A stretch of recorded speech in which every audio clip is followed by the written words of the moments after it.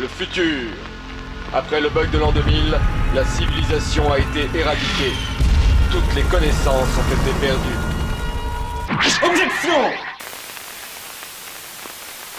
Certains se sont aperçus que le générique de fin de la Minute du Geek ne crédite plus personne en tant que réalisateur de l'émission, pour la simple et bonne raison que la Minute du Geek est désormais réalisée par un grand nom de l'audiovisuel, Alan Smithee.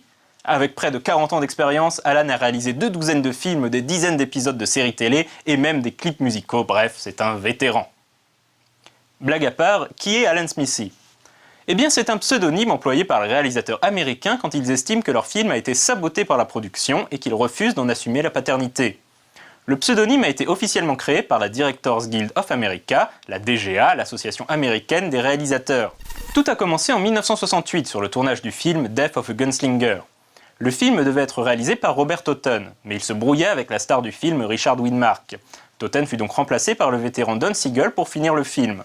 Comme Siegel estimait que ce n'était pas normal que son nom soit apposé sur un film qu'il n'avait qu'à moitié réalisé, et que Totten refusait d'être associé au film, la DGA trancha en créant le pseudonyme Alan Smithee. Le premier pseudonyme proposé était en fait Al Smith, mais la DGA s'est vite rendu compte qu'il y avait vraiment des réalisateurs portant ce nom. Ce qui est amusant, c'est que si on associe le nom Alan Smithee à des films le plus souvent ratés ou très mauvais, Death of a Gunslinger reçut de très bonnes critiques à l'époque. Alan Smithee a pris sa retraite en 2000 après la sortie du film An Alan Smithee Film.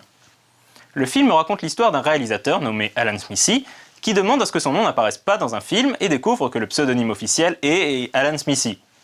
Le film est considéré comme l'un des plus mauvais films de l'histoire du cinéma, au point que son réalisateur demanda justement à être crédité sous le pseudonyme Alan Smithee. Mais le film attira surtout l'attention des médias sur le pseudonyme, ce qui poussa la DGA à chercher de nouveaux noms plus discrets, comme par exemple Thomas Lee. Un contre-exemple est survenu en 1984 avec la version de Dune pour la télévision. David Lynch n'assumait déjà que moyennement la version cinéma, mais il demanda à ce que son nom soit remplacé dans le remontage télé. Plutôt qu'Alan Smithee, il demanda d'être crédité sous le nom Judas Booth. Judas faisant référence à la trahison du studio, et Booth, le nom de l'assassin de Lincoln, au meurtre de son film.